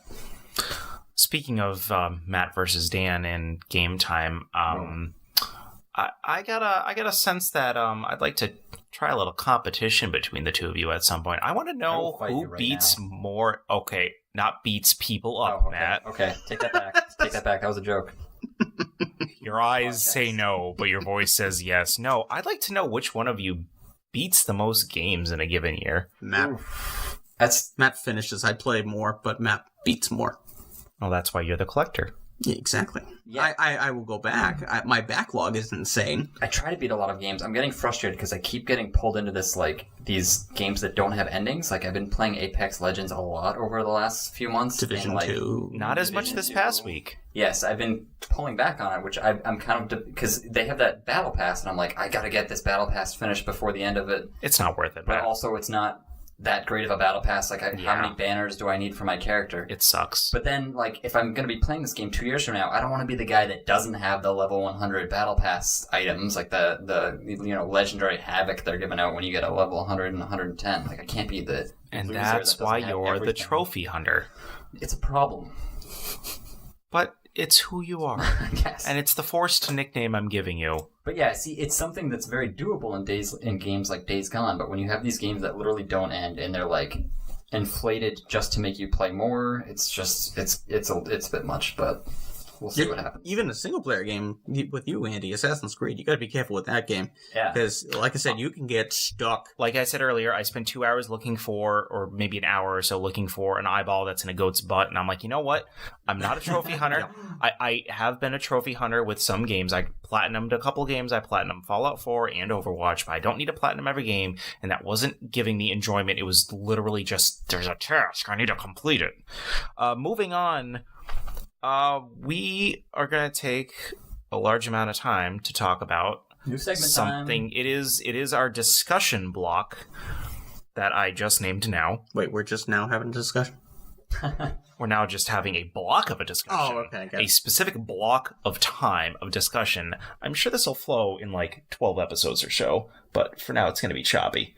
But we're going to talk about microtransactions, and it's not, as I alluded to earlier when Dan was going off on a spell on microtransactions in a segment where it didn't belong. I'm so sorry. This isn't new. This isn't like a huge new news story, but this is something that's been getting progressively, I don't even want to say worse, just it's been garnering more attention over the years. It's been bad for a while. Recently I read an article about the Take-Two CEO Strauss Zelnick, which I'm hoping I'm pronouncing that right. He owns Zelnick Media Group, who they are the majority stakeholder for 2K, and he's also the CEO of 2K.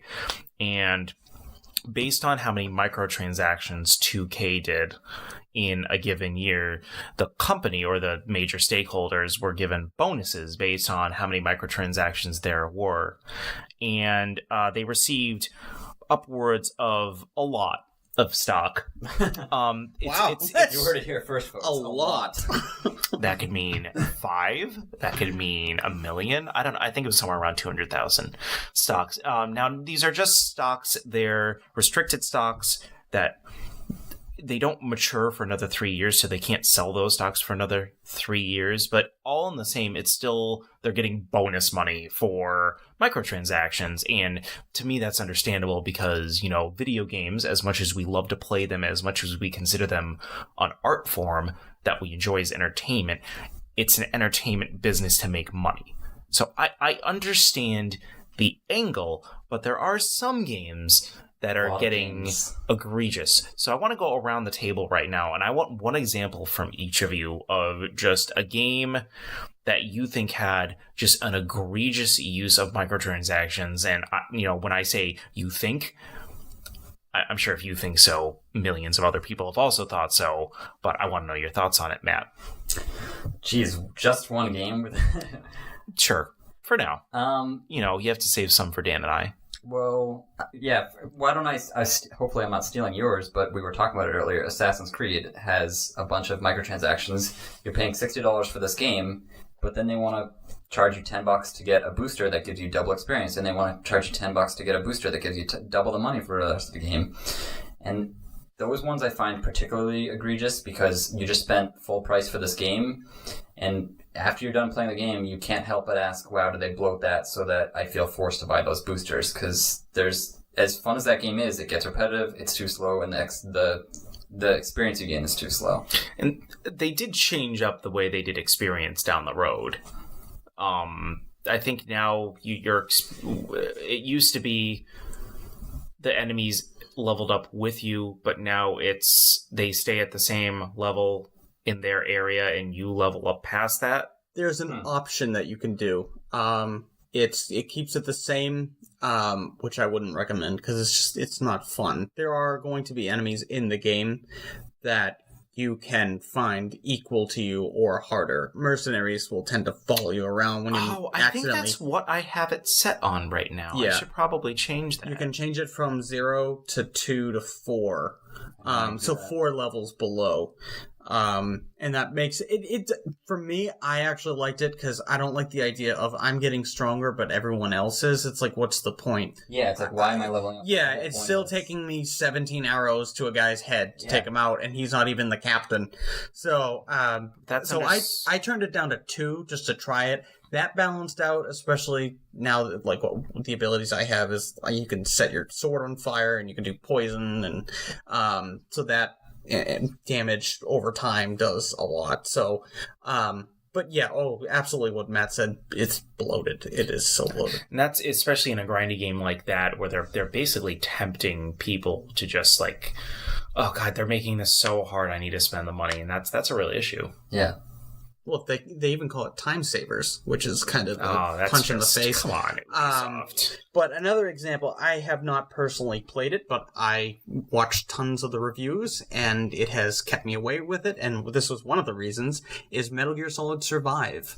You have a save slot of one character. Bring back memories. Survive. That was Andy is looking at me like I have 5 heads. What is Metal Gear Solid Survive? That is the online-only Metal Gear game that takes place in like an alternate universe with zombies that apparently have like red stones as heads. It's terrible. Kojima must have been laughing his way all the way to his new studio when he saw that come out. I think I blocked that so far down in the recesses of my mind because I played it at PAX and I knew already how terrible it was. Exactly. But that was a bad game. I feel like they were just kind of like killing Hideo Kojima's like son in front of him. It's just like, and we have to make the worst game possible and destroy his IP. What Sonic is to Matt is what Metal Gear Solid was to me. That was my favorite baby that came out. I remember playing Metal Gear Solid. It wasn't a Metal Gear game, though. It was not. I know that they can slap that name on anything. It doesn't...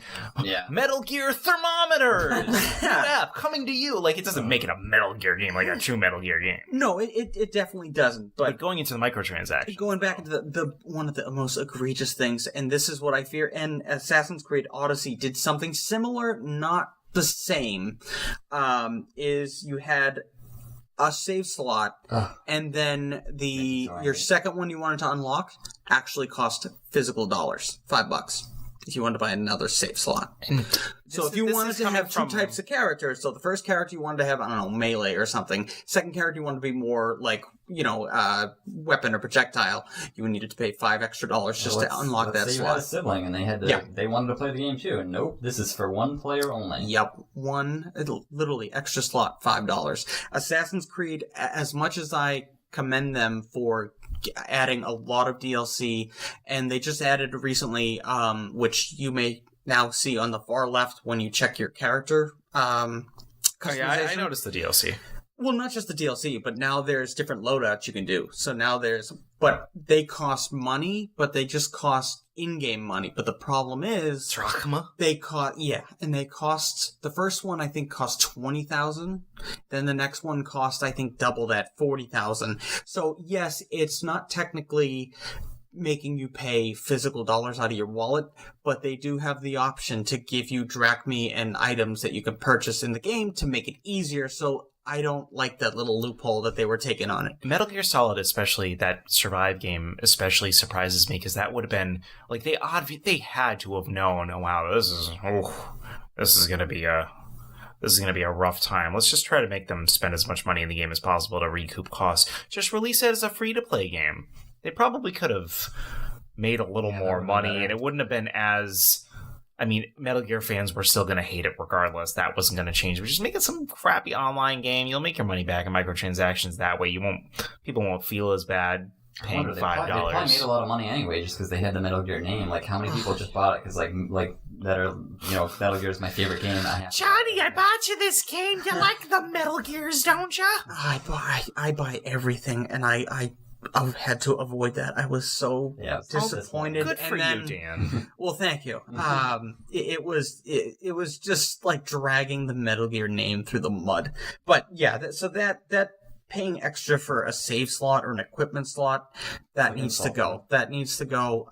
That's just not. That's what you paid for the game. That was just a huge slap in the face. As well as what Matt said with the time savers. I just think that's a huge slap in the face. So, especially when it comes to like when you pay for in Assassin's Creed, you'll see at the bottom you can buy like one of them is really cool. It looks like a Hell Knight in Assassin's Creed Odyssey, where the character's like black and in wherever their body is flames.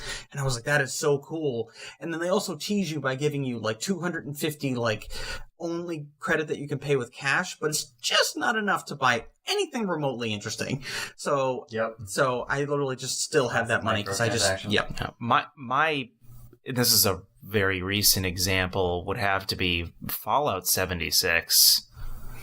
Like, as much ignoring the fact that it was already a train wreck out the gate, the microtransactions made it all that much worse. Because not only were they forcing people to, well, not forcing people, but you had the ability to buy little like knickknacks for your camp and all that stuff, but like you had to pay like a real currency of like $5 for like a little skin of an umbrella or something like that. Like, it was outlandish. Like the value to money ratio that they were forcing you to spend on these things. And I loved Fallout 4. I platinumed that game, and I platinumed very few games. I platinumed that game. I loved Fallout 4, despite its flaws. When I heard about Fallout 76, my initial reaction was, I try my best. Just be like, all right, I'll wait and see what happens before I make any crucial judgments, although I did have Dan... I did not. Hated it out of the gate. And now he owns it and I don't. I just want to point that out. I know you got it for free, technically. All right, whatever. Anyways, it came out. The beta kept getting pushed back. It got pushed back into like a week before launch. Red Dead 2 was coming out, which... that wasn't much. How do you feel about that, Andy? We'll stop there. A little better, but not much. No, I feel a lot better about Red Dead 2 considering what 76 was. I'm not gonna, as much as I dislike Red Dead, I'm not going to pretend that it was that gruesomely bad. But yeah, like, it's just the types of things. Fallout 76 and Call of Duty Black Ops 4 remind me of each other because of just what they're having you try to spend versus what you're actually getting when you spend that money. Like Call of Duty, you get these happy face reticles and all that stuff, and you're spending like more money than it's worth for those things. And if these were both, well, Black Ops 4 had free to play weekends, but that's about it. Neither of these games are fully free to play. You have to pay the full price tag. I forgot that you had to pay for Black Ops and Fallout 76. Right. Yeah. Well, 76 at least had a story. I don't really consider walking around looking for scraps of paper story as much as things to do. Yes, it's definitely bland. I'll give you that. Both games were a full $60 price tag, and then granted, and this is my general idea of a microtransaction, you don't have to buy it.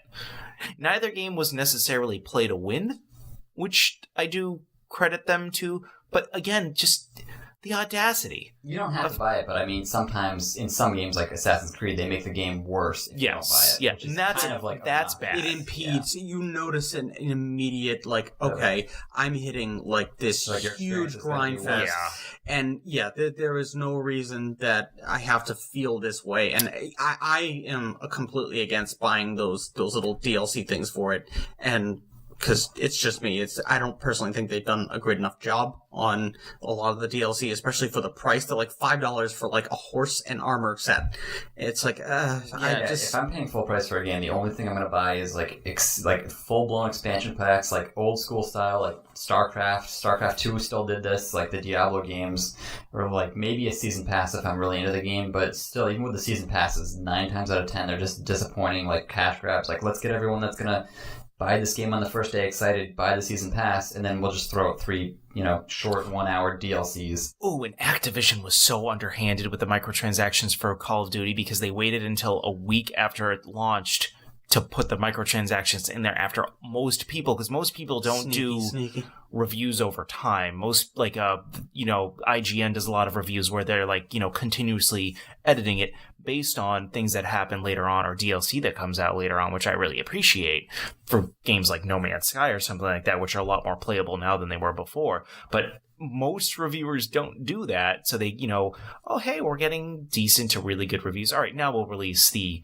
microtransactions. And, speaking of Fallout 76, Bethesda was actually the first major developer to adopt the microtransaction policy, going all the way back to Elder Scrolls Oblivion. Like, that's around the time they released... What's that? Was that the horse armor game? I believe so. Yeah, that was the horse armor one. The horse armor game. I must know about this.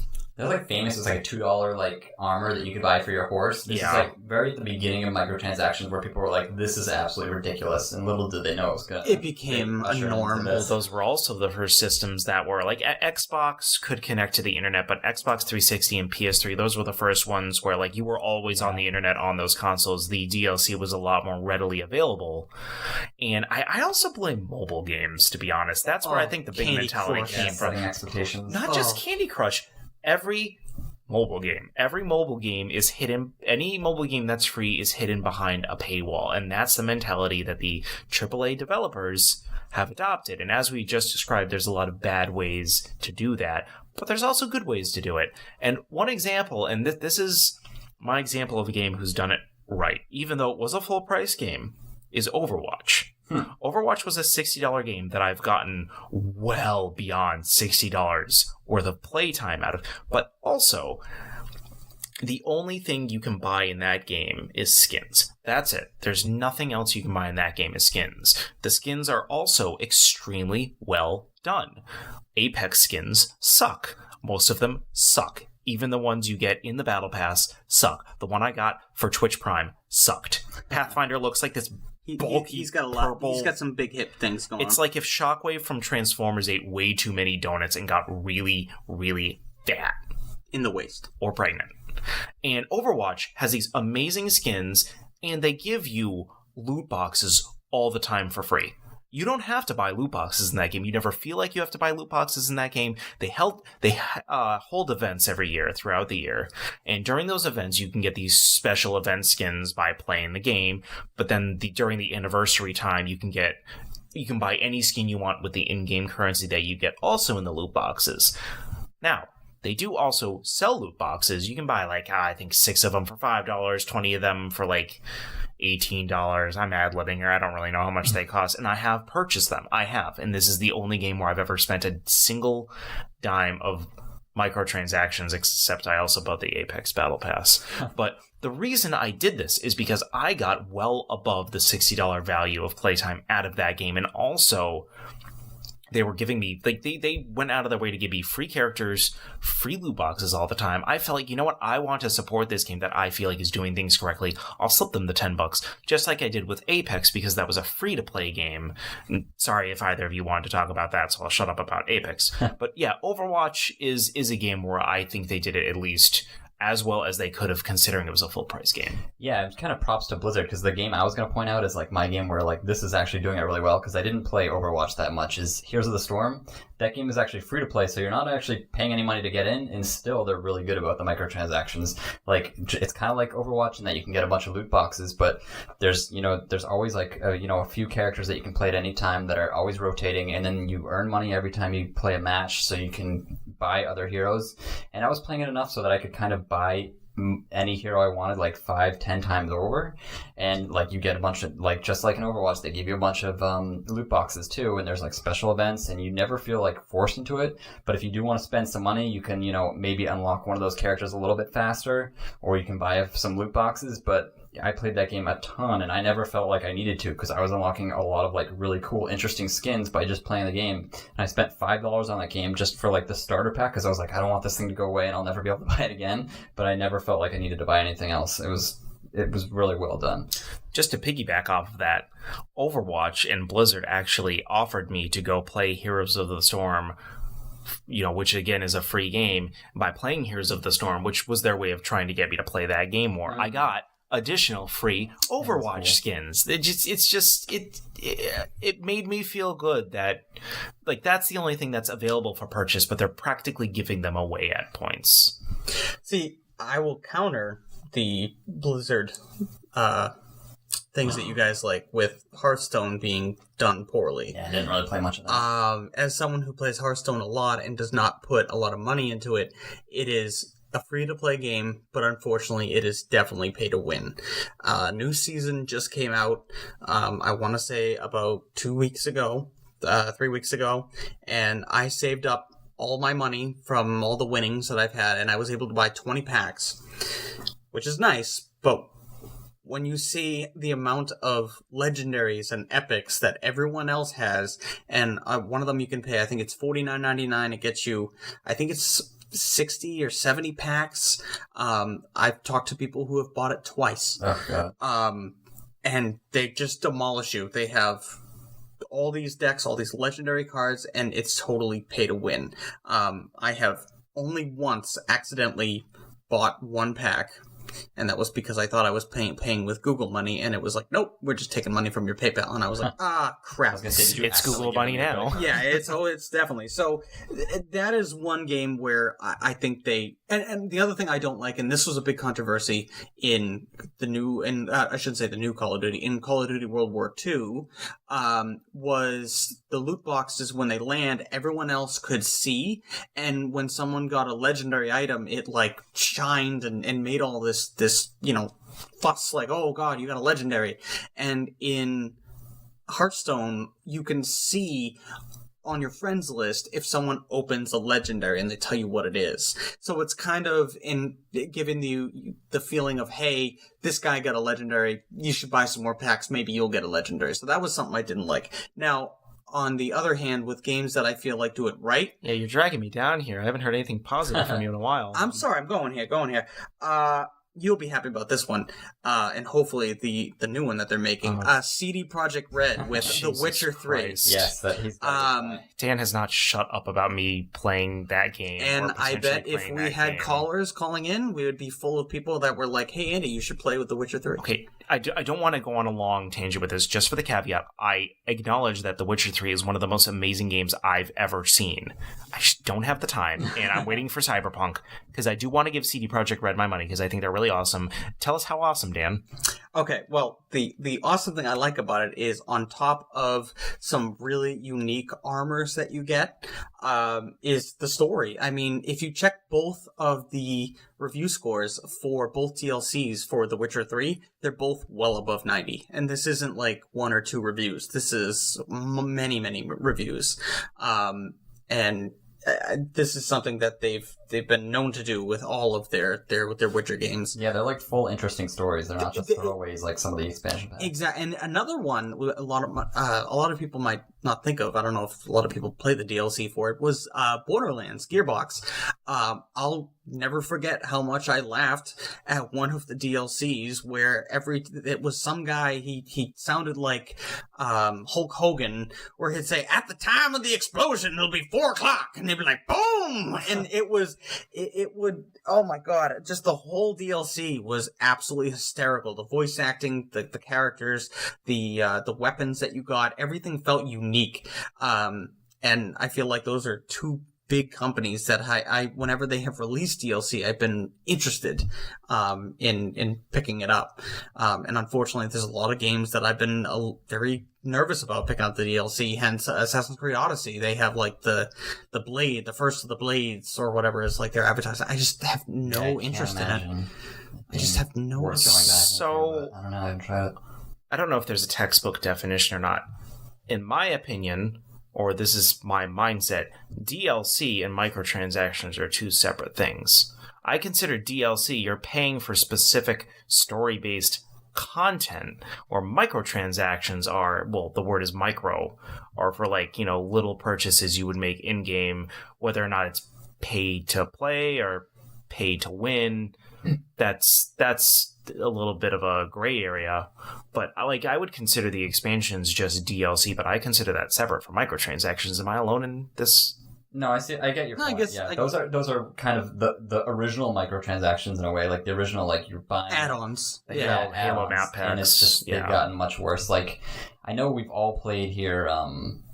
Apex Legends, which has like it's a free game. It's incredibly fun, but they are making it hard to like that game because any of the skins that are in the store, you got to pay $20 for. And also, they suck. There's 9 characters. You want to pay $20 for like 3 of your favorite characters, and you're paying $60 for 3 skins that aren't even that great. It's kind of ridiculous. And then they have this battle pass, which is $10, which is at a reasonable price, but all the rewards for it are like tiny little badges or little kill counters or other things because people really want skins or skins for their weapons or skins for their character. That's 90% of what people want.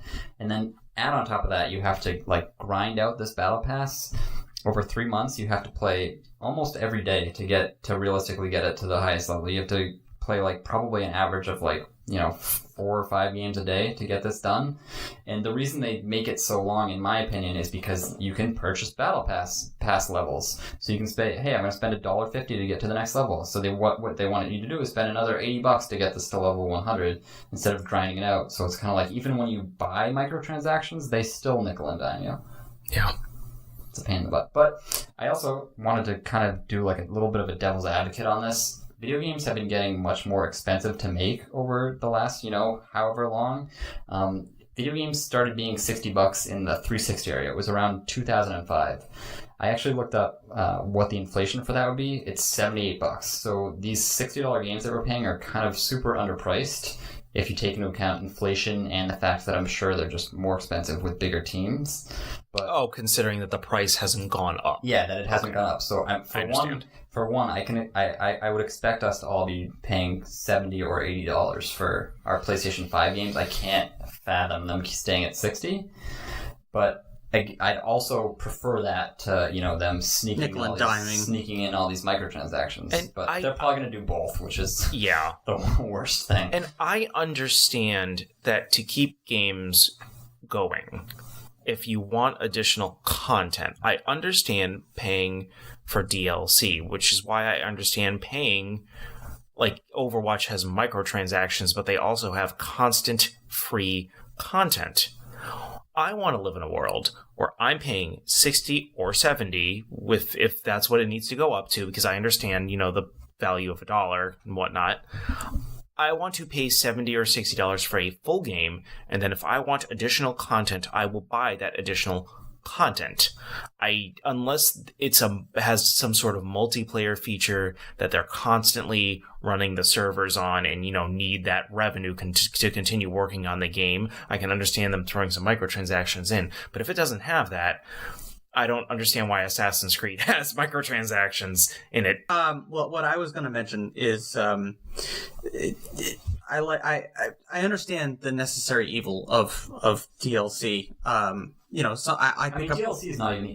Microtransactions. Just microtransactions, DLC, just in general. Expansion packs can be great. Oh, absolutely. And I'm fine paying for content. That's fine. That's different. Well, even not if it's content, obviously, but like Mass Effect had some really. I think it was Mass Effect 2 had some really cool and unique armor sets, and they were only charging like $2 for it was like a gun, armor set, and whatever, and it was a bunch of stuff, and I was like, oh, this is neat, and it looked like they put some time and some effort, just like you were saying, Andy, about Overwatch. You paid $60 for it, but when you got like a skin of a character, like a new one, it was detailed, it was unique, it was worth it. Whereas Apex, on the other hand, is $0, but obviously you can tell where they put the effort into. So I think that's, unfortunately, it's a necessary evil. And it's the same thing where for multiplayer games, when these companies make multiplayer maps, when initially I think Call of Duty was big in doing this, they would charge you like $10 for a map pack, or I think Halo did that. Halo was really big on that. The problem with that was if they charged $10 for it, and then they also put you in a separate category for those people that paid for it, you weren't playing against the whole pool of people. So one way that you can make a little bit of money from that is you make the map packs free, but you charge for microtransactions like free like a helmet or things like that. But it's just the balance between that, because obviously making that map free and keeping everyone in the game rather than just segregating or those people didn't pay for it, they're not going to get this, they're not going to play with the other people. I think it hurts the game. But again, you need to make sure that these companies make revenue. They can't spend all their time making these crazy detailed maps and then they don't get any money for it. You got to find some way to give them some money after you've paid the retail price. My opinion is either have cosmetic only microtransactions to keep up with paying for the cost of making new content, and especially if it's like a multiplayer game and they're constantly having maps and new weapons and all that stuff, because those people aren't working for free. Or just don't do anything. Do it right or don't do it. Oh, absolutely. Like, you have cosmetic microtransactions or none at all, and just don't do new content, because the pay to play thing, it's really it's getting rough. Well, just look at Star Wars, like the review scores, the user scores for it. They Battlefront 2. Battlefront 2. Now, granted, I did enjoy it, and once you it was a fun game. It was. I think they did a great job on it. I think it's unfortunate that they just botched the whole the marketing team. I feel took it and then they ran with it, and I feel bad for all the programmers and stuff like that. I think the graphics were great. It's just the how they implement the transaction is really a kick in the teeth for some of these people. And I guess speaking of what just came out recently too, Mortal Kombat 11 is another one of those games that has that drag. If you want to get a lot of the skins, you can earn them. I know that, but to earn them, it does feel grindy again, and it's just was actually debunked for the most part. Oh no, I did see. There was an initial story that came out. It was really, they were saying like it cost like $6,000 to. No, I knew that was debunked. It was just, it does require a lot of. Yeah, you already paid $60 for the full, and at that point, you were only getting minor changes, and that's just content that's blocked through a paywall where it doesn't really need to be. Exactly. Yeah. So again, if Apex did that, because their game I feel was really good, I have not bought a pack for it. I've just played it, and then I kind of got my fill. These two gentlemen kind of went on and played a little bit more than I have.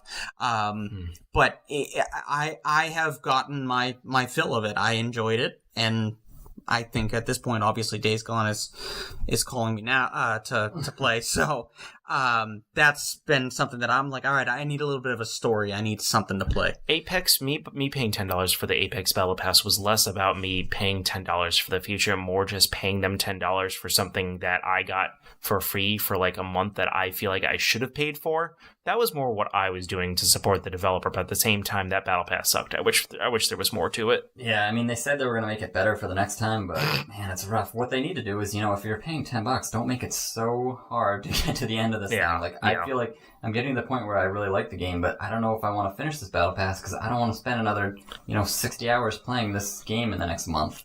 I'm spent. I'm down to the point now, especially this past week, where I'm only playing like once or twice a week. Yeah. And, I do still want to play it every now and then blast. because it's a fun game, but I'm definitely not going to play it the amount it needs me to play to finish that Battle Pass, and that's just how it is. But I didn't mind spending the $10 again because I got all of that free time, and I like Respawn, and I want them to thrive, especially since I guess they're probably going to be the new cash cow at EA because BioWare's having a tough time. So Well, also they're the ones making the Star Wars game, so yeah, if it's, we'll see how that goes. And it's a third-person Star Wars game. Ooh. I just want to know more about it. Oh, I want to know. I pre-ordered the deluxe just in case, but obviously I have my speculations and I'm still cautious, but I think EA's.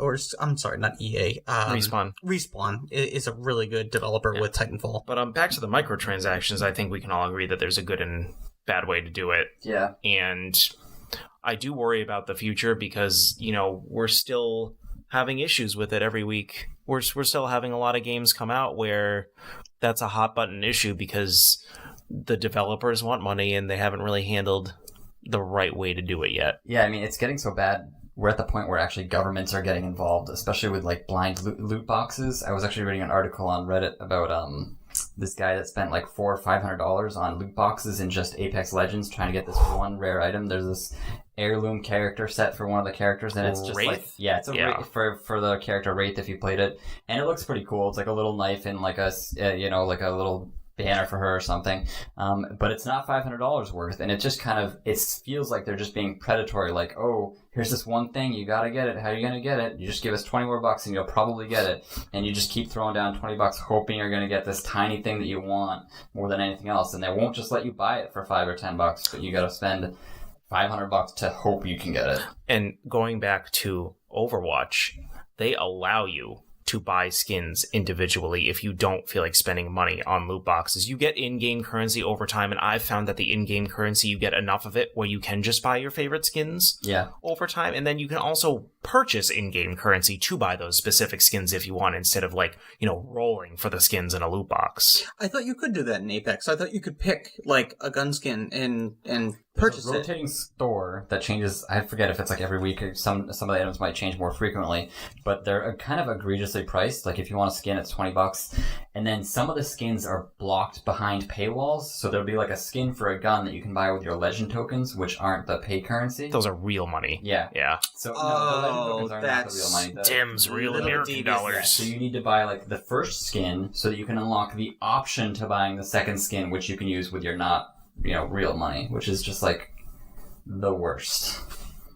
Yeah, and I just hope with the next generation it gets a little better, but I don't have high hopes for that.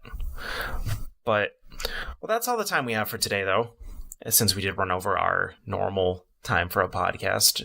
What's normal? It's our second episode. It is our second episode. You're welcome. I also want to take this time to mourn the loss of our original name of the podcast that only lasted one episode. We changed from the Mana Bar Gaming Podcast to the Mana Bar Video Game Podcast because we felt like it might be a little confusing and people might not realize we were strictly talking about video games. Did you do a survey with some people? I did. How did that go? Also, there was I got two batches of survey about our previous episode. One was the fact that nobody really knows from the logo or from the get-go what we're talking about, and the other was a lot of PC gamers that were upset about the way we talked about PC games in the last episode, and I don't feel like we went into in-depth enough on the discussion on PC games, but possibly we will do that again soon. But that's a discussion for another day. As for now, we're logging off for the Trophy Hunter, the Collector, and me, the Bargain Gamer. Sweet. Have a good one. All right, bye guys. Peace.